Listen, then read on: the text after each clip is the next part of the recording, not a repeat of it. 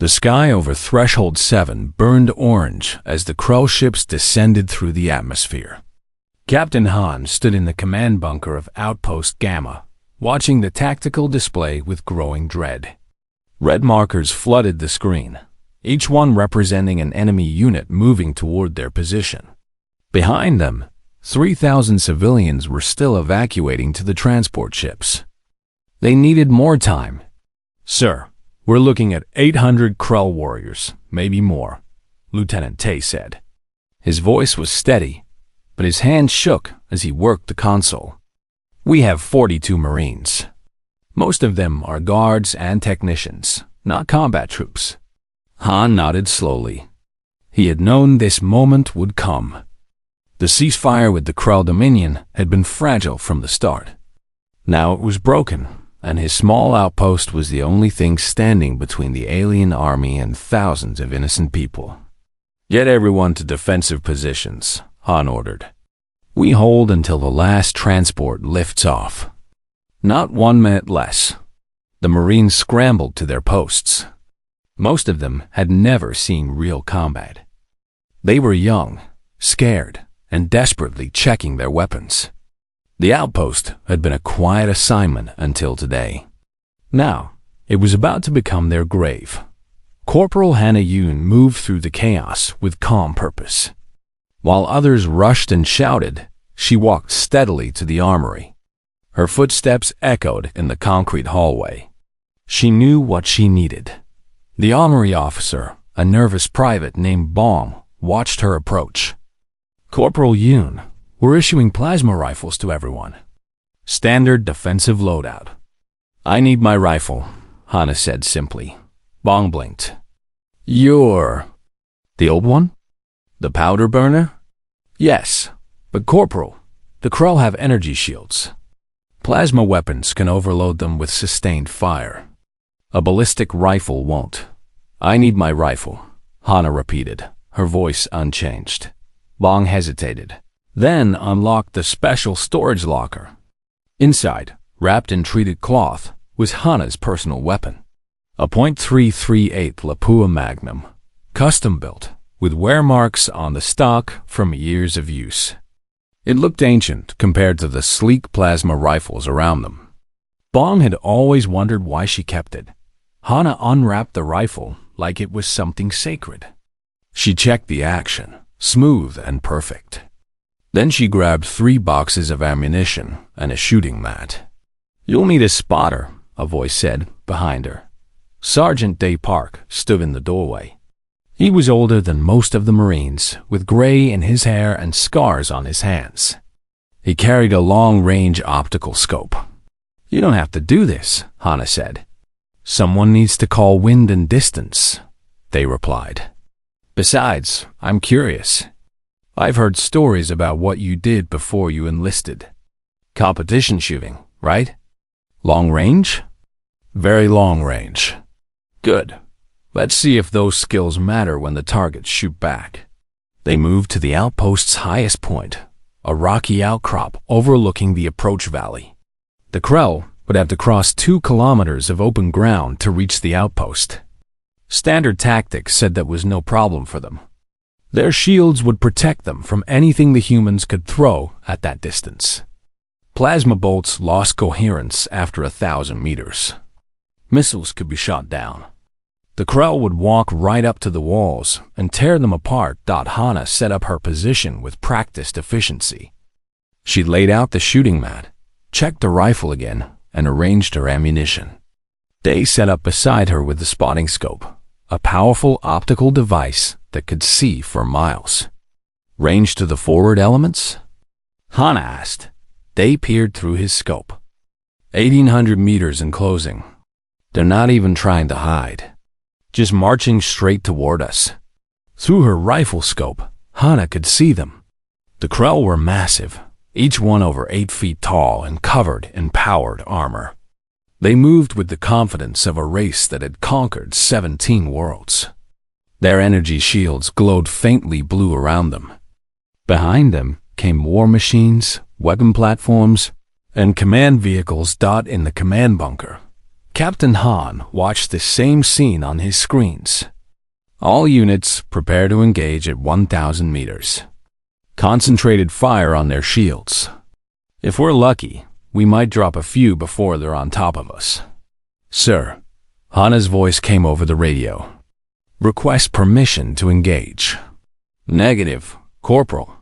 Hold your fire until, sir, I can take them now. 1,800 meters. Silence on the radio. Then Lieutenant Tay's voice, sharp with disbelief. Did she say 1,800 meters? That's impossible. Chemical propellants can't effectively engage at that range, not with accuracy. The bullet drop alone. I can make the shot, sir, Hana said calmly. Corporal, I appreciate your courage, but this isn't a shooting competition, Tay said.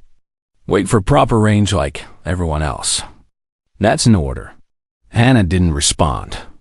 She settled into her position behind the rifle, her body relaxing into the familiar posture she had held thousands of times. Her breathing began to slow. Deep breath in. Slow breath out. She felt the wind on her face, cool and shifting. The radio crackled. A new voice, rough and artificial. The Krell had hacked their communications. Human defenders, the translated voice said, heavy with amusement. We intercept your transmissions.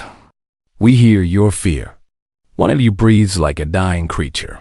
Slow, weak. This amuses us. Your terror is entertaining. In the command bunker, Marines looked at each other nervously. Some laughed, uncomfortable and scared. They could hear Hana's breathing over the radio, slow and rhythmic. She's frozen up, someone muttered. Taking too long, another said. Lieutenant Tay keyed his radio. Corporal Yoon, take your shot or stand down. We don't have time for silence, Captain Han said quietly. Everyone looked at him. The captain was staring at a secondary screen, watching the wind indicators from the outpost's weather station. Wind speed varying from 5 to 12 kilometers per hour. Direction shifting. Temperature gradients in the air. Complex, changing conditions. She's reading the wind, Han said, though even he sounded uncertain. On the outcrop, Hana continued her breathing. She wasn't frozen. She wasn't afraid. She was listening to something the others couldn't hear. The wind spoke in the way it touched her face. The air pressure told her stories through her skin.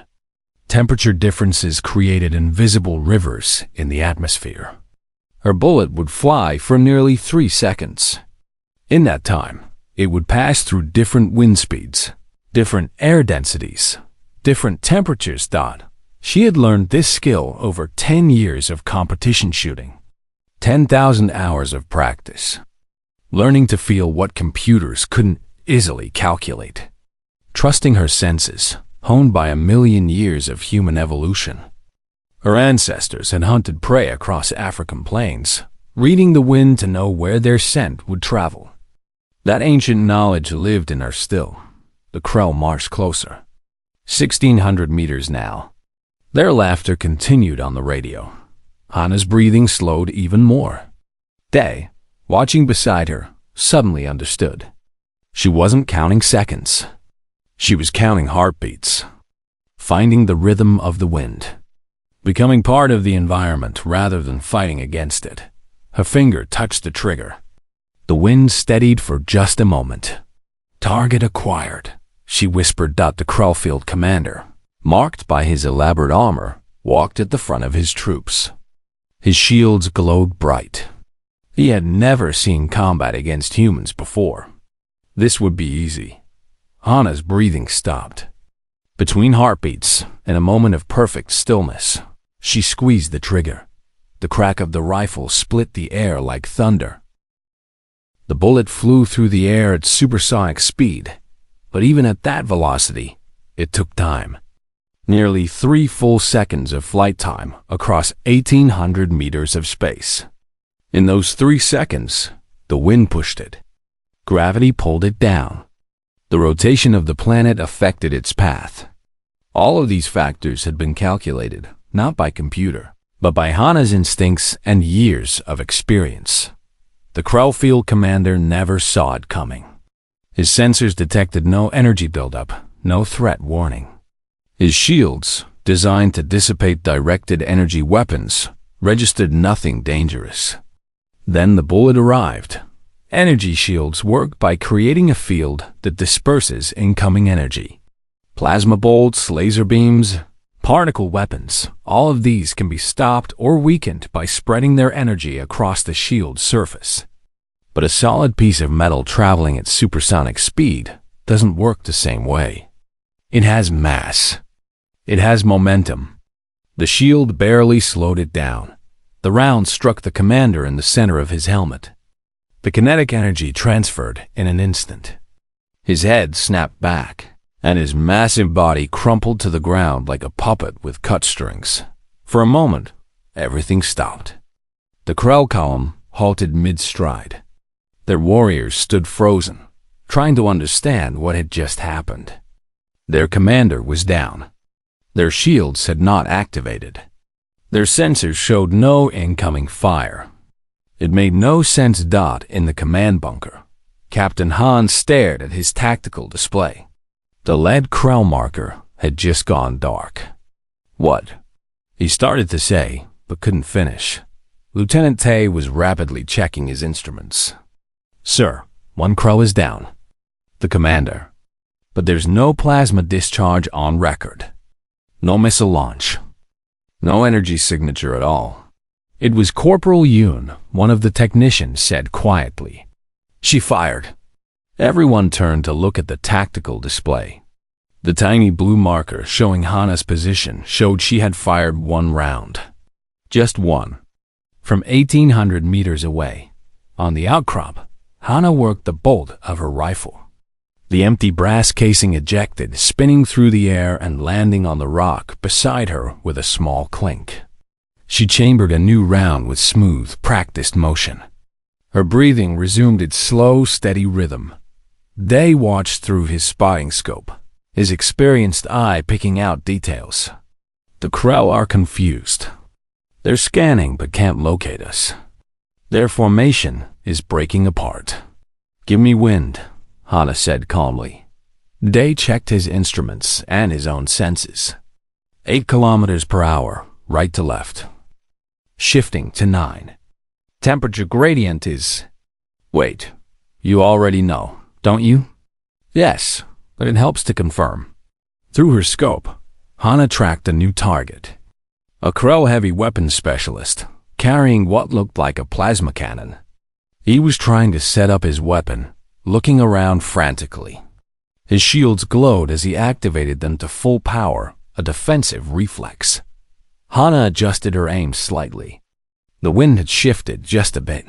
She felt it on her face, read its strength and direction. Her breathing slowed again.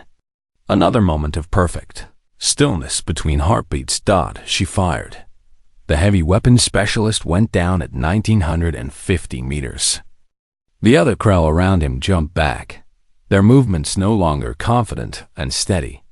They were starting to panic. Hana chambered another round. Found another target. A Krell commander, identifiable by his position and the way other warriors looked to him for orders. He was shouting something, his mandibles clicking rapidly as he tried to organize a response. The third shot dropped him at 1,820 meters. Now the Krell were breaking. Their doctrine had no answer for this. An invisible enemy. No energy signature to track. No way to calculate where the attacks were coming from. Death arriving from distances they considered safe. Their shields, their armor, their technology, none of it mattered. The fourth Krell fell. Then the fifth. Each one a careful shot, each one precisely calculated. Hana was methodical, choosing her targets with tactical awareness. She went after commanders, heavy weapons operators, anyone coordinating the attack. Every shot removed a critical piece from the Krell formation. In the command bunker, the tactical display had become a scene of chaos. The Krell advance had completely stalled. Warriors were running in different directions. Some tried to retreat. Others dove for cover behind rocks and terrain features. Their war machines stopped moving, their operators too confused to push forward. "They're breaking," Captain Han said, his voice full of wonder. "One Marine, one rifle, and they're breaking." Lieutenant Tay had stopped questioning. He was watching the range calculations on his screen, the distances that should have been impossible. "Sir, how is she making these shots?" "The ballistics alone.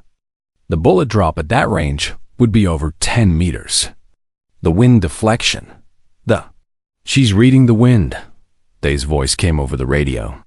His tone was respectful now, almost reverent. "It's not just math. It's instinct. She feels it." Hannah continued to fire. Each shot was measured, careful. She wasn't rushing. Between each shot, she took her time, breathing, feeling, understanding the air around her. The wind was her partner now, not her enemy. She danced with it, adjusted for it, used it.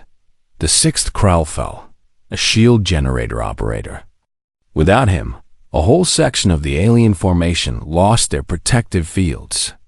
They scrambled to compensate, their movements desperate now. On the Krell command frequency, intercepted by human intelligence, the alien voices were frantic. They spoke in their clicking, chirping language, but the translation software worked overtime to keep up. "Where is it coming from?" "Sensors show nothing. My shield didn't activate." "What weapon penetrates shields without triggering them?" "Fall back. Fall back. We can't see the enemy." The Krell, conquerors of 17 worlds, were experiencing something new. Fear. Not the fear of a worthy enemy met in glorious combat, but the fear of something they couldn't understand. An invisible death that struck without warning from impossible distances. It violated everything they knew about warfare. Hannah fired her 7th shot. An ammunition carrier went down, and the explosion of his payload scattered the Krell around him. They were in full retreat now, their formation completely destroyed. They ran back across the valley, some of them abandoning their weapons in their haste to escape. "Confirmed kills, 7 high-value targets," they reported. "Enemy in full retreat. They're running like... I've never seen Krell run before." "Neither has anyone," Captain Han said over the radio. "In 200 years of contact with the Krell Dominion, they have never retreated from a ground engagement." Hannah tracked a fleeing Krell officer through her scope. He was running hard, his shields at maximum. An easy shot. But she released the trigger without firing. He was out of the fight. No longer a threat. The battle was over. She saved her rifle and sat up, her breathing returning to normal. The tension left her body all at once. Beside her, Day lowered his spotting scope and looked at her with new eyes.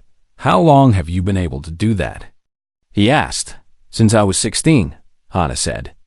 "Started in competition shooting. Long-range precision. My father taught me. Competition shooting." Day shook his head. "You learned to do this. For sport? For love of the skill? For the challenge? For the feeling of reading the wind and placing a shot exactly where you intend, despite every factor working against you?" She looked at her rifle, running a hand along its worn stock.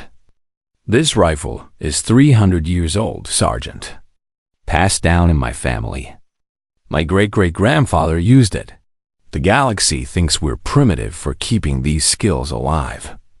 Maybe we are. But primitive worked today, didn't it?" In the command bunker, Captain Han was already on the command channel with Fleet Headquarters. His report was short and impossible to believe. "Fleet Command, this is Outpost Gamma. Enemy assault has been repelled. Repeat, enemy assault repelled. Krell forces in full retreat. Civilian evacuation can proceed on schedule. Outpost Gamma, confirm your last transmission." "Did you say the assault was repelled?" We show you are outnumbered 20-1. Confirmed, Fleet Command. 1 Marine. 7 shots. The Krell have never encountered human sniper tactics before. They had no defense. There was a long pause on the other end. Then, say again, Outpost Gamma. Did you say sniper tactics? Affirmative. Using a ballistic rifle. Chemical propellant. Engaging at ranges beyond Krell sensors' effective detection.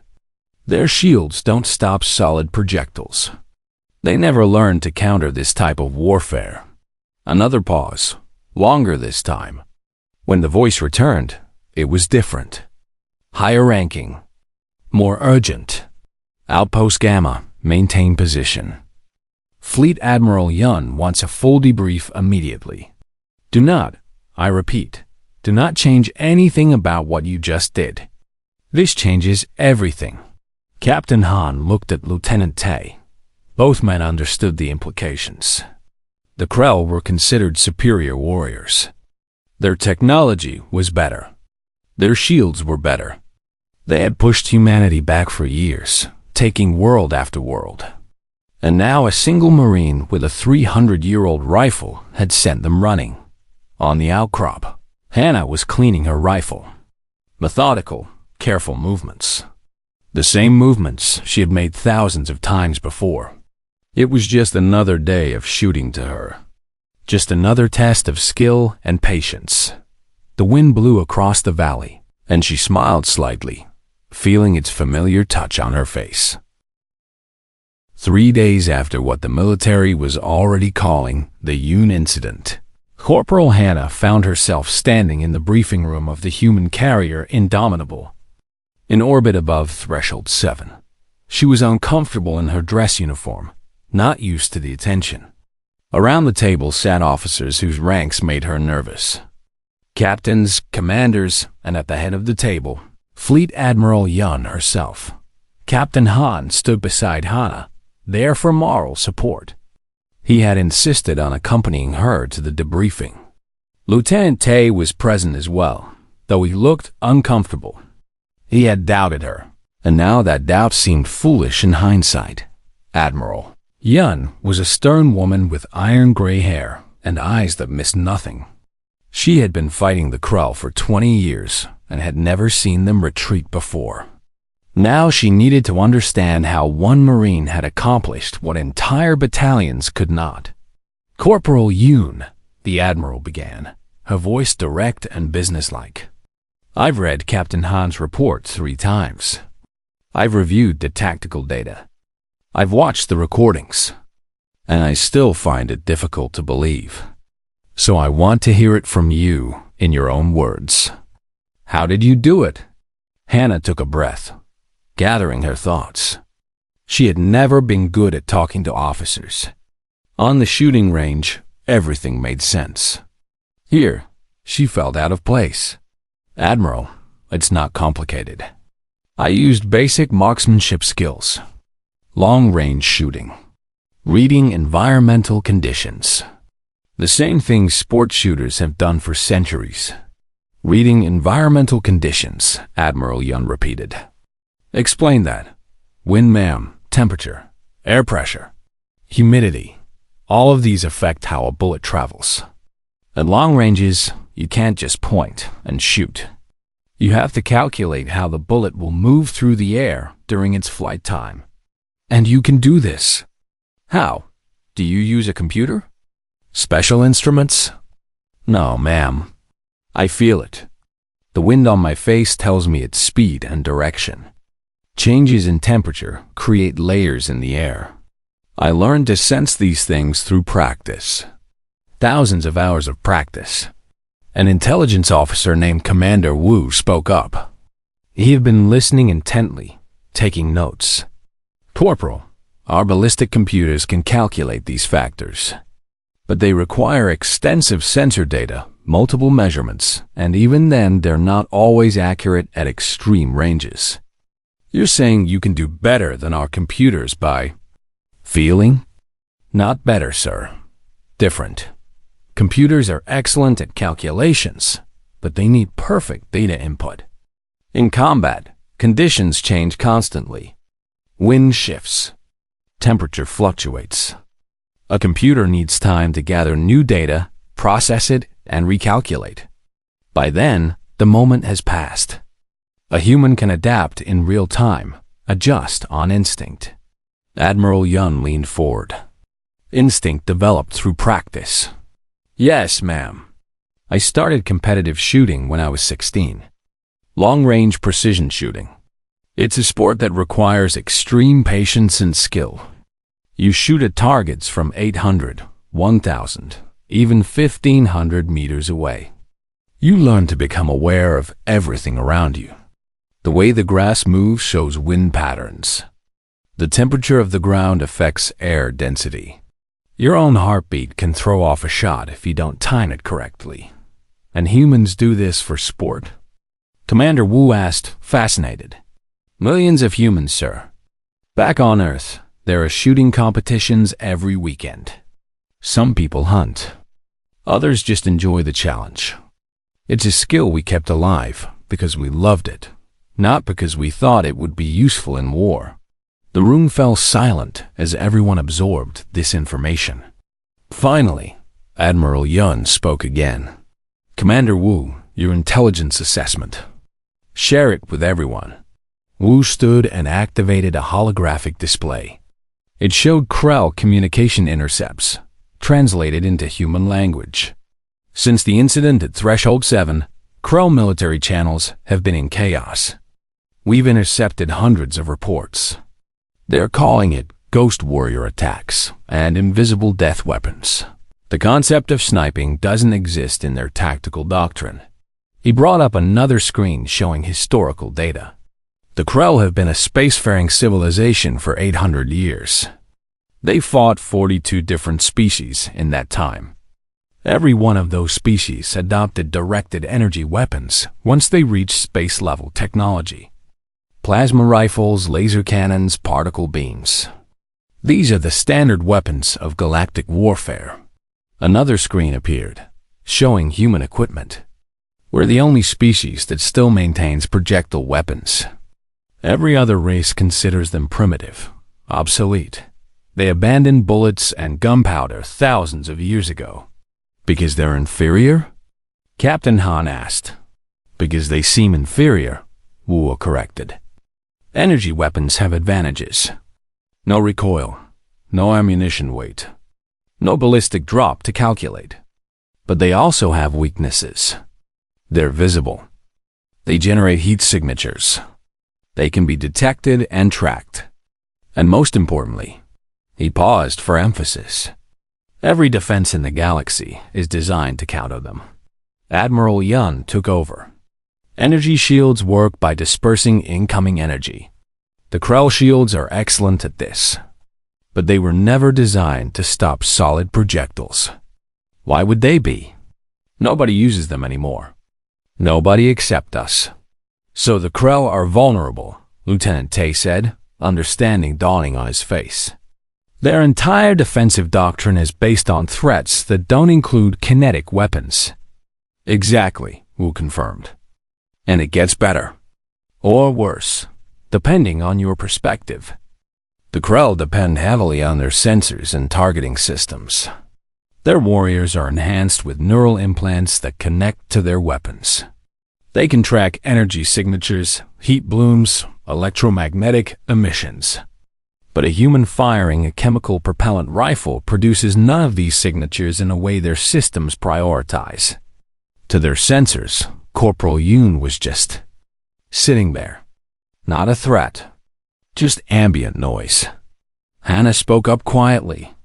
They couldn't see me because I wasn't doing anything their technology recognized as dangerous. Precisely, Admiral Yun said. And when your bullets started hitting them, they had no way to determine where the shots were coming from. No energy trail to backtrack. No thermal bloom to locate.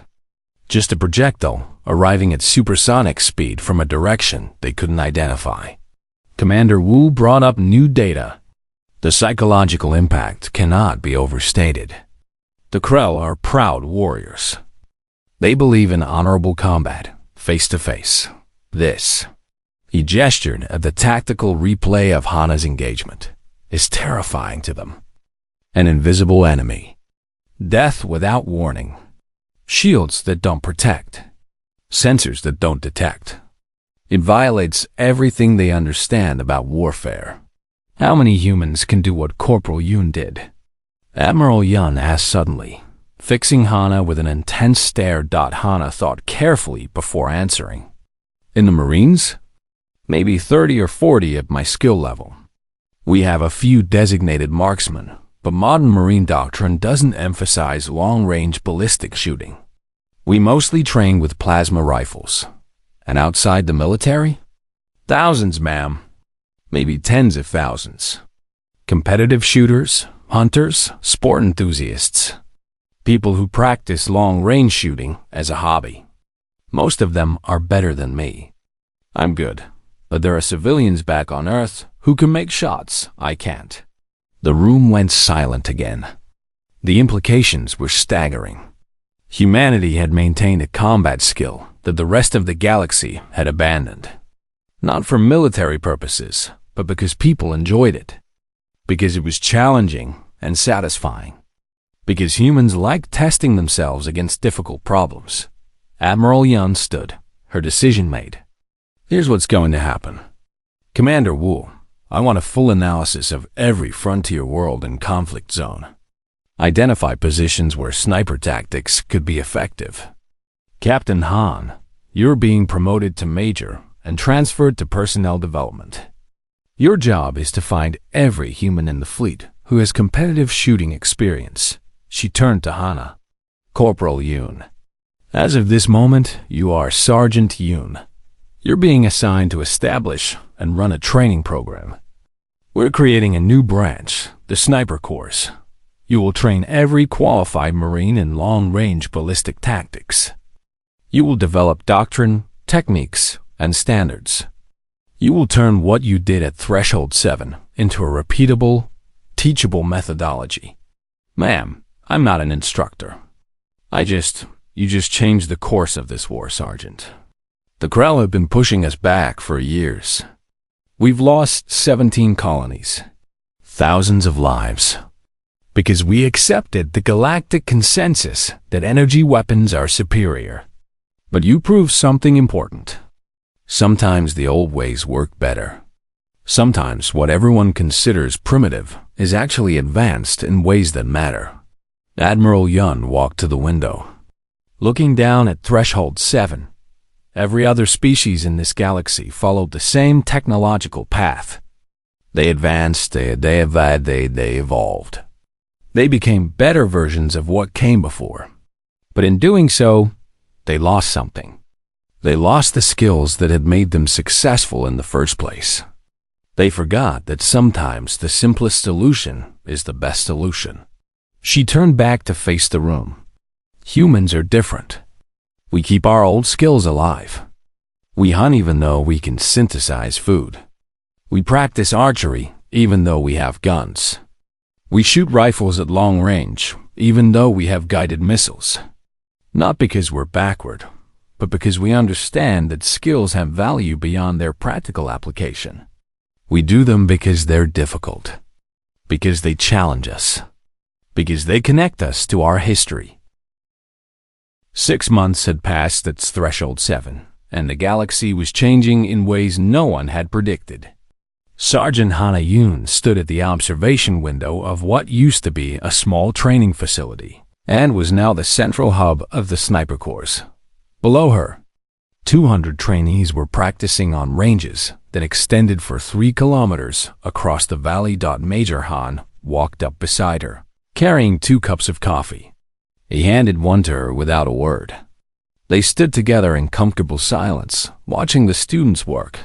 How many have graduated now? Han asked. 3,218, Hana replied. Another 800 in current training cycles. We've had to turn people away. Everyone wants to volunteer after they hear what's happening on the front lines. What was happening on the front lines was unprecedented. Human sniper teams had been deployed to 12 contested worlds across the Krell border. Every single deployment had resulted in Krell withdrawals. The proud warrior race that had never retreated was now pulling back from positions they had held for years. I received updated casualty reports this morning, Han said quietly. In 6 months of sniper operations, we've lost 12 personnel. The Krell have lost over 2,000 confirmed, probably more.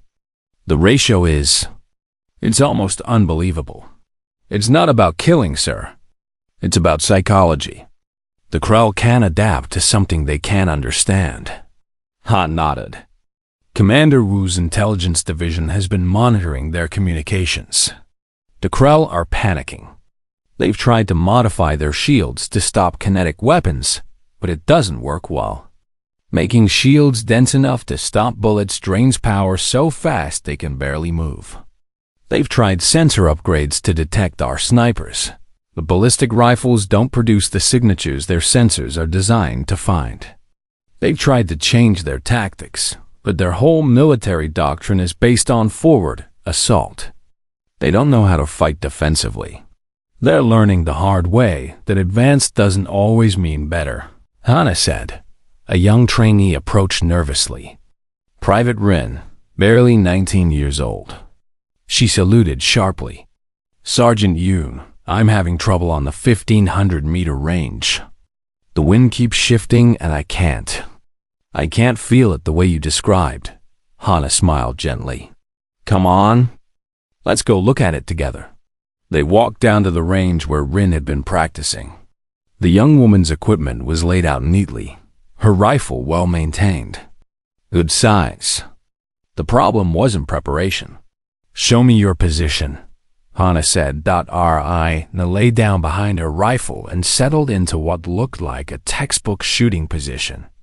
Everything was technically correct, but something was missing. Now close your eyes, Hannah instructed. Close my eyes? Trust me. Close them. Rin closed her eyes, confused. Hannah knelt beside her. What do you feel? I don't understand. Stop thinking about the shot. Stop thinking about the target. Just tell me what you feel right now.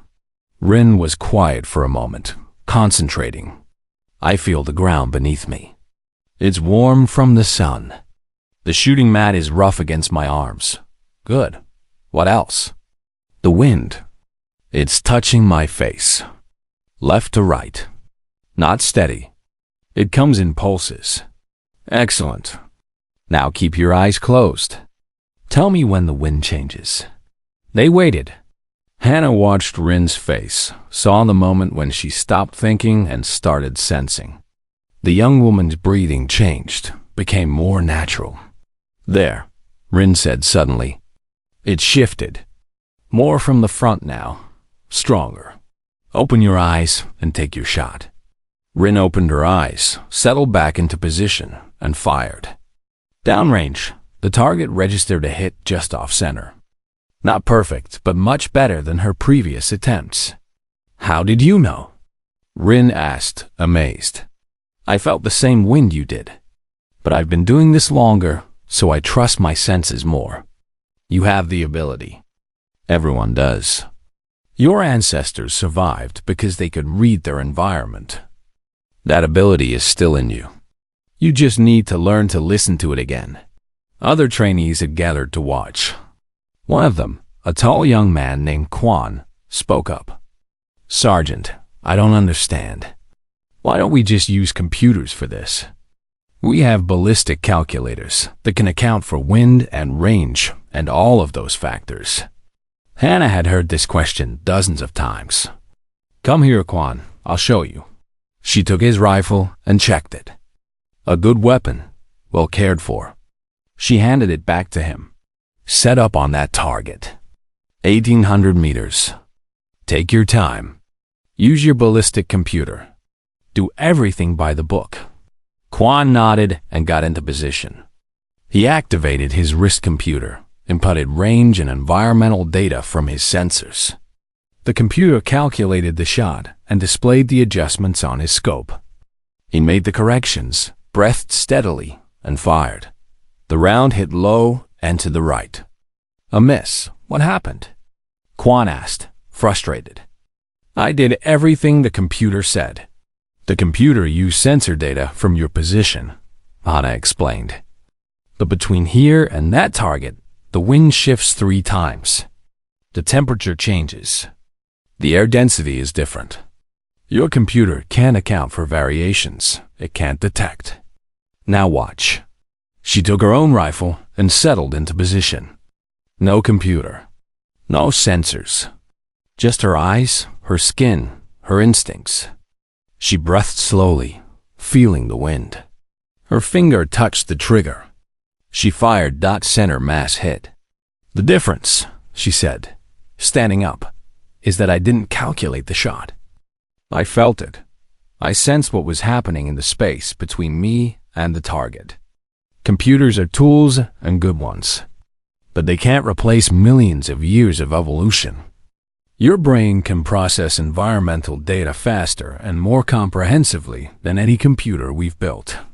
You just have to learn to trust it. Quan looked thoughtful. So you're saying that by keeping these old skills alive, by refusing to abandon them for technology, humans accidentally maintained a combat advantage? Not accidentally. We maintained them because they were meaningful to us. Because they connected us to our history, to our ancestors who hunted across plains and forests. We kept them alive for love of the skill itself. The military advantage was just a bonus. Major Han, who had followed them to the range, spoke up. Private Quan, did you know that we've started receiving requests from other alien species? They want to hire human snipers. They want us to teach them our techniques. Can we teach them, sir? Quan asked. Some of it. But Commander Wu's analysis suggests that most species can't do what we do. Not at our level. They've been dependent on technology for so long that they've lost the ability to trust their natural senses. They second-guess their instincts. They need computer confirmation for everything. We can teach them the mechanics of shooting, but we can't teach them to feel the wind the way humans do. That's something you learn over years of practice, starting when you're young and your brain is still forming those neural pathways. Hana nodded. The other species advanced past these skills. They evolved beyond them. But we never did. We kept hunting even when we had food synthesizers. We kept practicing archery even when we had rifles. We kept shooting long-range rifles even when we had smart missiles. Not because we needed to, but because we wanted to. Because it was hard. Because it challenged us. Because it felt right.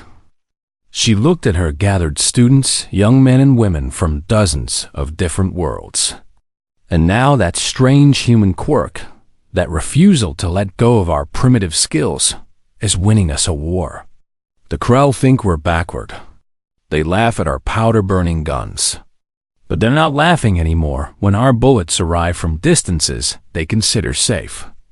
A message alert chimed on Major Han's datapad.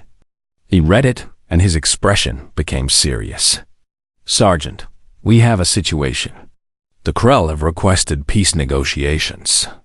The training range went silent. Everyone stared at Han. They're requesting what? Hana asked. A ceasefire and peace talks. After 6 months of sniper operations, they've lost more ground than they gained in 5 years of conventional warfare. Their military command is divided.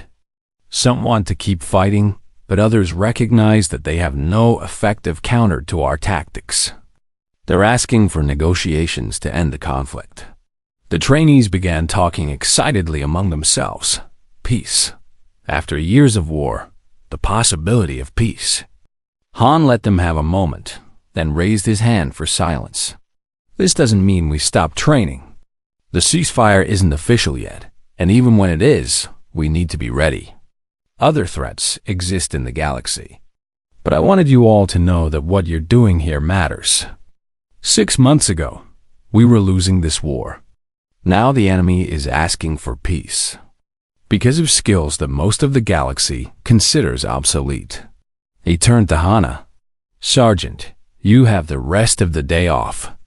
I imagine you'd like some time to process this news. Hana saluted and watched Han walk away. The trainees slowly returned to their practice, but with new energy, new purpose. They weren't just learning a skill anymore. They were becoming part of something larger. Ian approached Hana again.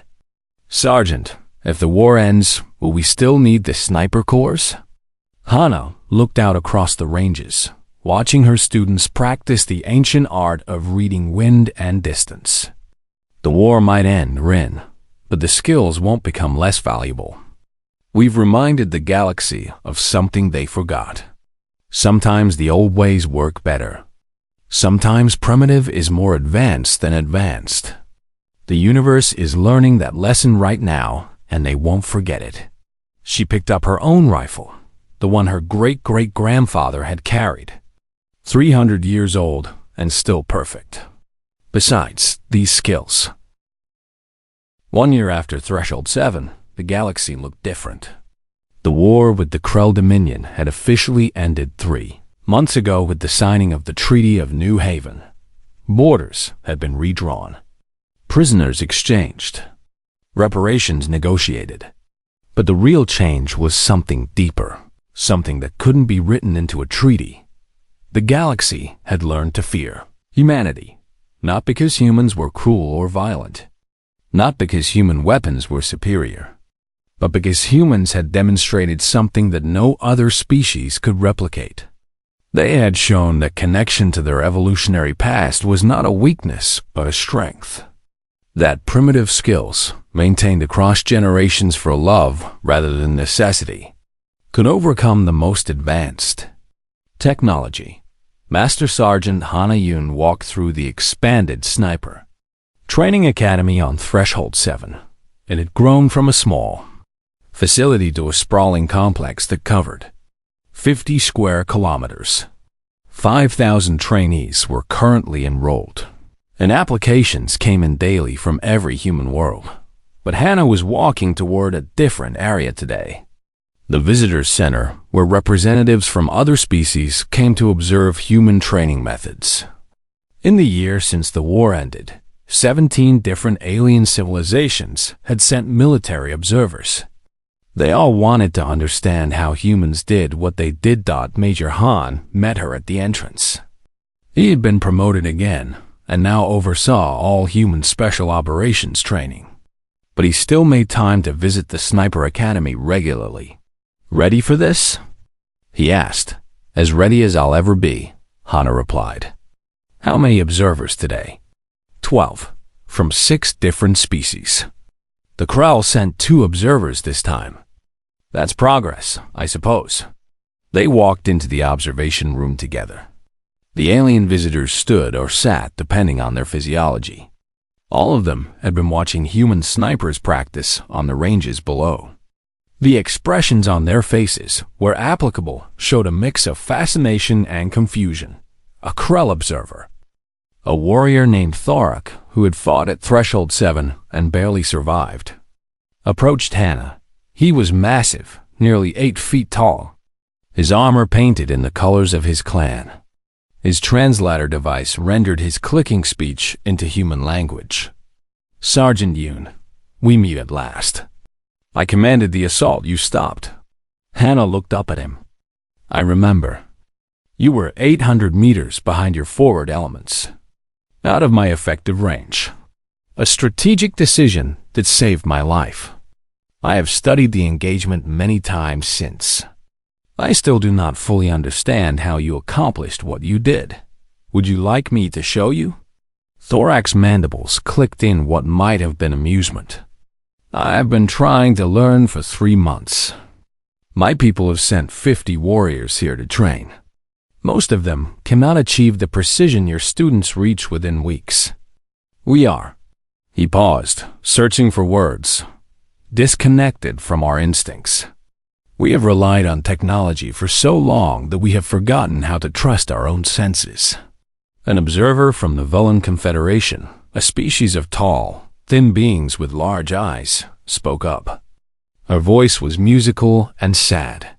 My people face the same limitation. We can learn the mechanics, We can pull the trigger, but we cannot feel what you call the wind, not the way humans do.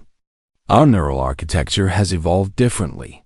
We process data analytically, not intuitively. Hannah nodded slowly. She had heard similar statements from many visitors. It's not your fault. Your species advanced logically. You saw that computers could calculate faster than intuition, so you relied on them. Over generations, you lost the skills you no longer practiced. That's not wrong. It's just different. But it makes us vulnerable, Thoric said bluntly. Your sergeant proved that at Threshold 7, advanced defenses mean nothing against an attack vector we cannot detect or counter. We thought ourselves superior warriors. We learned painful humility. A younger human entered the observation room. Private Sora Han, Major Han's daughter. She had graduated from the Sniper Academy 3 months ago and was now serving as a training assistant. She approached her father and Hannah with a datapad. Sergeant, the afternoon class is ready. The demonstration you requested is set up on Range 7. Thank you. Sora, observers, Hannah addressed the room. If you would follow me, I want to show you something that might help explain what makes human sniper training unique. They all filed out to an observation platform overlooking Range 7. Below, 20 trainees were spread across different positions, all aiming at targets 1,500 meters away. Mixed among them were 5 alien observers who had been training alongside the humans for weeks.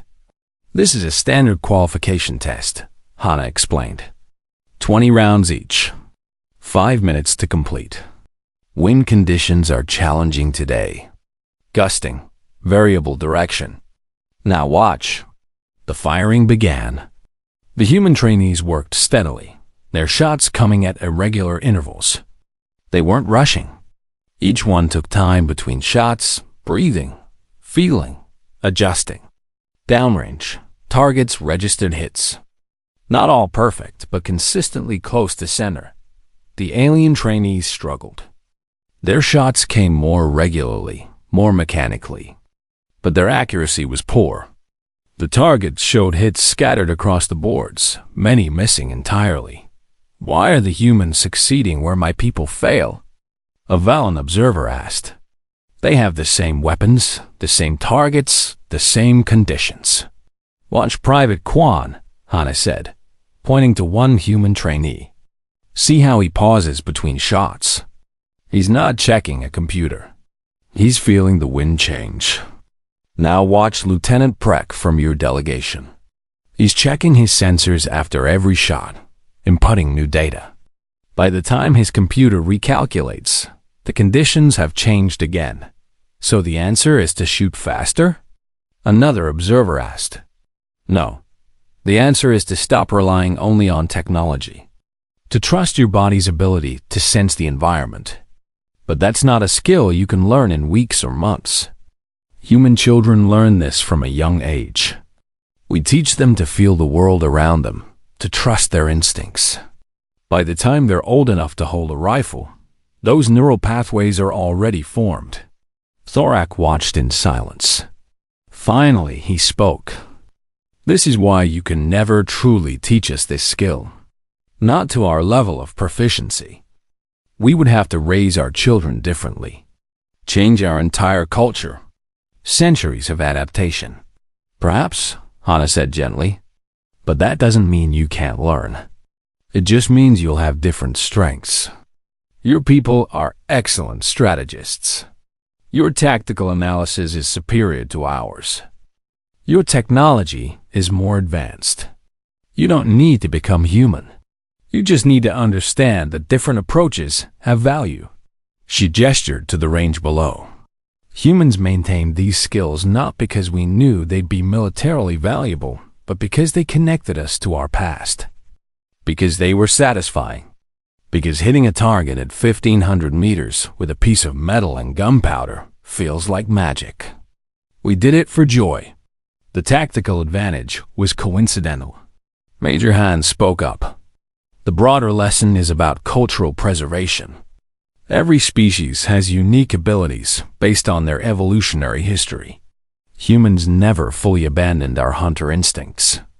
What skills has your species maintained that others have lost? What can you do that we cannot? The observers looked at each other, thoughtful. This was clearly a new perspective for many of them. Below on the range, the qualification test ended. The human trainees achieved an average score of 87% hits. The alien trainees averaged 43%. The numbers told the story clearly. Sora approached her father quietly. "Sir, we have a problem. Actually, it might be an opportunity. The Krell High Command has submitted a formal request. They want to establish a joint training program. They'll send 200 warriors here for extended training, if we'll send instructors to teach their entire military about human tactical thinking." Major Han and Hannah exchanged glances. This was unprecedented. The Krell were proud, nearly to a fault. For them to request help from a species they had considered inferior was remarkable. "What do you think, Sergeant?" Han asked. Hannah looked out at the ranges, at the trainees practicing their ancient craft, at the alien observers trying to understand human instincts. "I think the galaxy is changing. The Krell learned a hard lesson, but they learned it. They're willing to adapt. That takes courage." She turned to Thorek. "If your people are serious about this, we'll help. But understand, you won't become expert snipers.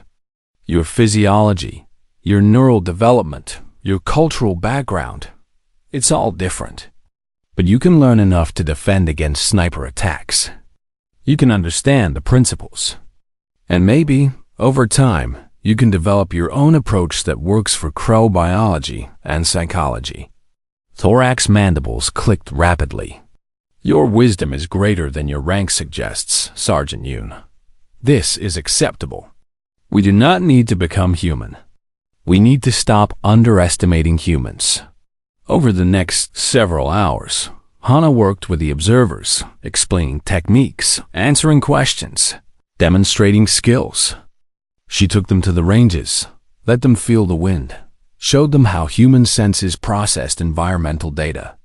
Some understood more than others. All of them gained respect for what humans had accomplished. As the day ended and the observers departed, Hannah found herself alone on the high observation platform. The sun was setting over Threshold 7, painting the sky in brilliant oranges and reds. The wind blew steady and cool against her face. She knew its speed without checking instruments.